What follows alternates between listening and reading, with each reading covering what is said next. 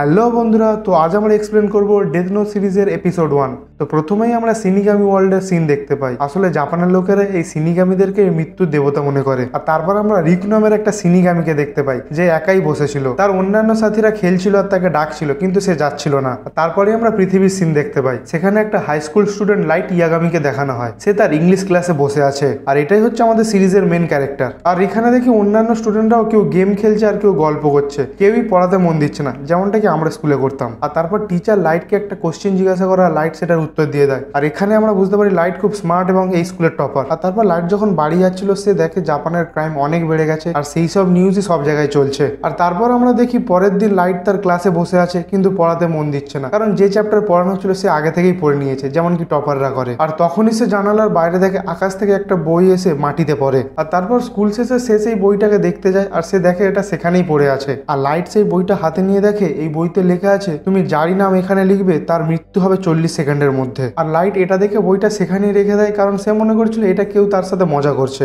আর তারপর সে চলে আসছিল, কিন্তু লাইটের মনে কিউরিয়াসিটি হয়, তাই সে বাড়ি যাওয়ার সময় বইটা তার সাথেই নিয়ে যায়। আর তারপর লাইট বাড়ি গিয়ে সে বইটার নিয়মাবলী পড়তে থাকে। আর বইতে লেখা ছিল যে তুমি যারই নাম এই বইতে লিখবে তার 40 সেকেন্ডের মধ্যে হার্ট অ্যাটাকের মাধ্যমে মৃত্যু হবে। কিন্তু সেই নামটা লেখার সময় তার ফেস যেন তোমার মনে চলতে থাকে, কারণ যাতে সেই নামের অন্য কেউ না মারা যায়। আর তাছাড়া তুমি যদি চাও অ্যাক্সিডেন্টের মাধ্যমে কাউকে মারতে, সেটাও তুমি মারতে পারবে, কিন্তু যেভাবে অ্যাক্সিডেন্টটা হবে সেইটা তোমাকে ভালোভাবে লিখে দিতে হবে। আর নামের স্পেলিংও ভুল হলে চলবে না। আর তারপর লাইট এখানে কারোর নাম লিখে ট্রাই করতে যায়, কিন্তু লাইট মনে করে সে যদি কাউকে মেরে দেয় সে তো খুনি হয়ে যাবে। আর তখনই নিউজ টেলিকাস্টে লাইট দেখে একটা প্রাইমারি স্কুলের মধ্যে একটা ক্রিমিনাল কিছু বাচ্চা আর টিচারদের আটকে রেখেছে। আর এইটাই সেই ক্রিমিনাল যে কিছুদিন আগে একটা শপিং মলেও হামলা করেছিল। আর তারপর সেই ক্রিমিনালের নাম আর ফটোটা টিভিতে দেখানো হয়। আর লাইট সেটা দেখে তার নাম সেই ডেথ নোটে লিখে দেয় আর অপেক্ষা করতে থাকে। কিন্তু 40 সেকেন্ড কেটে যাওয়ার পরেও সে দেখে কিছুই হয়নি। আর তাই সে তখনই টিভিটা বন্ধ করতে যায়, কিন্তু তখনই সে দেখে সেই ক্রিমিনাল যাদেরকে ধরে রেখেছিল তারা সেফলি বেরিয়ে আসছে।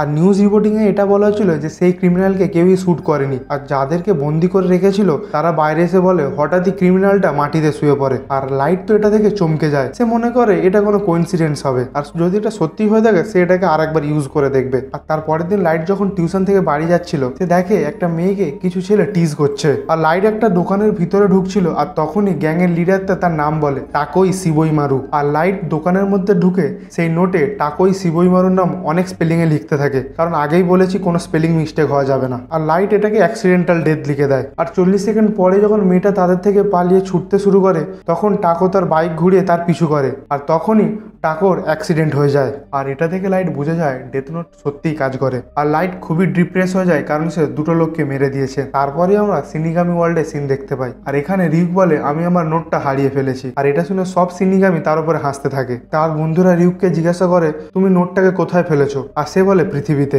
কিন্তু আরেকটা সিনিগামি বলে তোমার কাছে তো আরো একটা ডেথ নোট আছে, কিন্তু রিক বলে না আমার ওটাই চাই। আর তারপরে আমরা দেখি একটা পোর্টাল, যেটা সিনিগামি ওয়ার্ল্ড আর পৃথিবী যাওয়ার রাস্তা। তারপর রিক তার পাখনা বের করে আর সেই পোর্টালের মধ্যে ঢুকে যায়, আর সে পৃথিবীতে চলে আসে। আর তারপর লাইট বাড়ি চলে আসে, আর তার স্কুলের রেজাল্ট এসে তার মাকে দেয়। আর তার মা দেখে এখানেও তার ছেলে ফার্স্ট হয়েছে।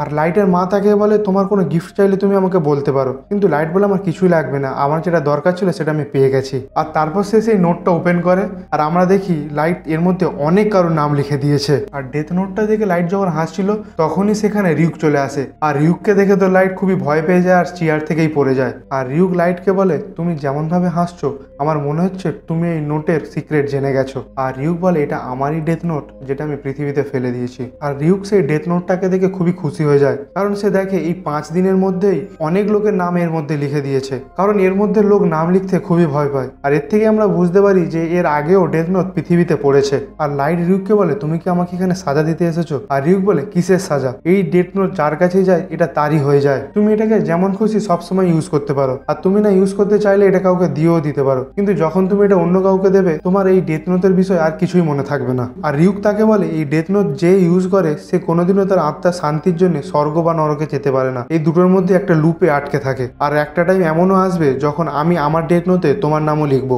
আর তারপর রিউক জিজ্ঞাসা করে তুমি সবাইকে হার্ট অ্যাটাকে মেরেছো, কিন্তু 1-2জনকে কেন অ্যাক্সিডেন্টে মেরেছো? একই নিয়মে যদি সবাইকেই মারতে থাকি আর সবাই এটা বুঝে যাবে যে এটা কেউ ইচ্ছা করে করছে। আর লাইট রিউককে বলে আমি দায়িত্ব নিয়ে প্রতিটা ক্রিমিনালকে মারবো, কারণ এরপর যাতে কেউ ক্রাইম করতে ভয় পায়, কারণ তারা মনে করবে তাদেরকে কেউ দেখছে আর তাদেরও এইভাবে মৃত্যু হবে। আর তখন রিক বলে এমনটা করলে শুধুমাত্র পৃথিবীতে তুমি একাই যে খারাপ মানুষ বেঁচে থাকবে। আর লাইট বলে না, এটা কখনোই সম্ভব না, কারণ আমি জাপানের সব থেকে বেস্ট স্কুলে পড়ি আর আমি সেখানকার টপার, আর আমি এই ওয়ার্ল্ডের ভগবান হব যেখানে কোনো ক্রাইম থাকবে না। আর রিউক এটা শুনে খুবই মজা পেয়ে যায় আর সে এখানেই থাকার সিদ্ধান্ত নেয়। আর আজকের এপিসোডটা এখানেই শেষ হয়ে যায়। আর তোমরা সবাই সাবস্ক্রাইব করে নাও, কারণ এই সিরিজটা আমি পুরো কমপ্লিট করতে চলেছি আর এরপরেও অনেক সিরিজ এই চ্যানেলে আসবে।